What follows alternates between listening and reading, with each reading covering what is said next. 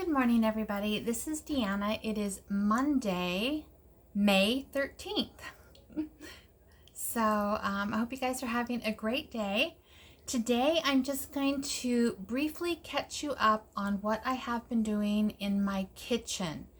I have tried to make several little videos for you, but for whatever reason, there has been background noise that has just been unpleasant, and I just didn't feel like I could post them for you. So I seem to have a little window this morning, though my husband's friend is here to do some landscaping. That's not really landscaping, but some backyard cleanup out here, so there may be some noise, and we'll see if we can't get this done before then. So for those of you who are new, my name is Deanna with Food Bank Beautiful, and this channel is a channel for people who use the food bank for whatever reason. That reason is yours, nobody else's. My intent is to encourage you to do what you need to do and not let others, what they say, affect your decision to take care of your family, right? There are a lot of people who are just going to run their mouths, and you know what? Their mouths don't matter. All right? Only you matter, not people's mouths. All right? Actually, what comes out of somebody's mouth is nothing but air with sound. Okay? It's up to you. If you want to be bothered by what somebody says, that is up to you. Don't do it. Don't do it. If you feel like you need to go to the food bank, then you go. Then you come home, you put all your groceries on the counter, you see what you've got, and you decide how many meals you can make for your family. And you know what? You feel good about it. You take a little sigh. Maybe you can make your house payment. Maybe you can make your car payment. Maybe you can pay a medical bill, right? Whatever it is that's causing you financial duress, maybe it's a step that you can take towards alleviating that. Now, I have been super busy. I have done so many things that you guys just have not been able to see. And so I think that where I left you off at was that I had gone to the well where you got big boxes of produce and whatnot. And I don't know if oh yeah, and I think I made a tamale pie. I think that actually did make the cut. I don't know how much horrible noise was in that or not. I need to be quick here because I've got 1,000 things to do. So the first thing I'm going to say is that I have started working on those potatoes. And I'm not going to bring the camera down to show you, but on my counter right now, there are 8 quarts of potatoes. Aren't those beautiful? Aren't those pretty? Do you love them? I love them. Those are a lot of work. I have a big bowl sitting in the living room. I'm going to sit down and peel those, and then I'm going to process another 4 quarts. I'd like to do another 8 quarts today. It depends on how many empty jars I have. I have 5 that I can see, and I think I have some quart-sized jars in a closet down the hall. So if I do, great. If not, then just those 4 or 5. Okay, the other thing I did is I did some dehydrating. I ended up with a lot of produce that I was afraid I wasn't going to be able to use before it went bad. So the first thing I did was I dehydrated a bunch of carrots. A bunch. And this is what I got for my troubles. 1 inch. Looks like this. And I am not unhappy with that. I am going to use these. I'll just throw these in whatever I'm making. Soup, casserole, doesn't matter. Might even throw them in smoothies if I reconstitute them first. But I can ground these into powder and make a vegetable powder and throw that into smoothies, and I think that will be fine. I am happy to have that. It's just because I had an abundance of carrots and I could not get through them, and I didn't have room to store them indefinitely in the refrigerator. I also did the same with the zucchini. You might have seen some of the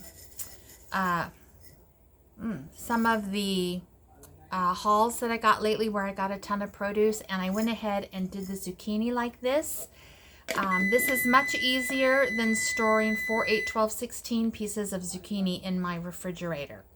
So I will be either making zucchini muffins with these, or like I said, throwing a little handful into everything that I cook from now until they're done.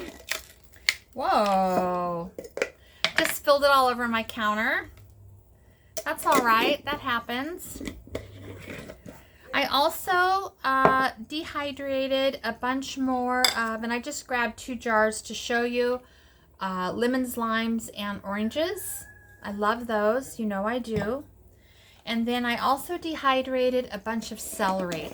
And again, this is what I got for my troubles. But this, you know, a little pinch dehydrates into a lot, rehydrates into a lot. So I'm pretty happy about that.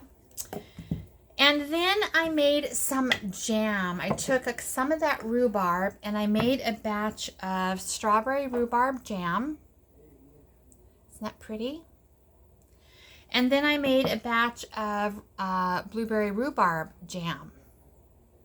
And each recipe gave me 4 or 5 jars, a couple of pints and a couple of half pints. I'm very happy with that. I made some lemon blueberry French toast. I took those slices. Let me see if I have some here. Yes, I do. I took some slices of that Kirkland blueberry lemon loaf. I sliced it all and I wrapped it all in saran wrap. And I have a bag that I keep in my refrigerator up here and a baggie in my freezer out there, so that if anybody wants a piece, it's nice and fresh. I just don't want stuff on my counter that's gonna go bad. So I just treated it like French toast, and then I took a jar of the blueberry rhubarb jam, thinned it down with water and made a syrup out of it and put it on top of these for French toast. And it was fantastic. It was so good. I absolutely loved it. So what I have going right now is I have a Dutch oven. I don't know if you'll be able to see it. I have a Dutch oven there. I'm boiling some little tiny potatoes. And I'll put those in the refrigerator and I'll just throw them onto the dinner plate this week.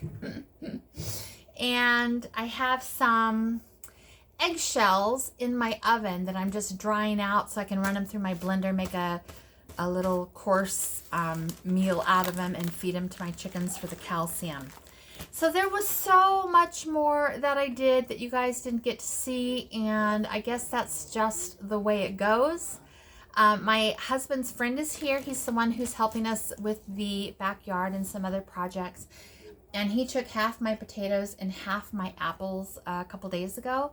I'm going to ask him to come in and grab some more. It's just a lot more than I can.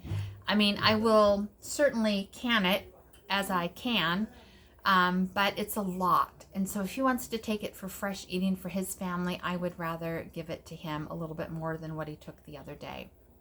All right, that is it. I want to go take a shower. That's going to be a little while. I want to can another 4 quarts of potatoes. I'd like to do 8 quarts today. Oh, I forgot. I also made a bunch of baked beans, and I walked you through that process, but the footage wasn't good.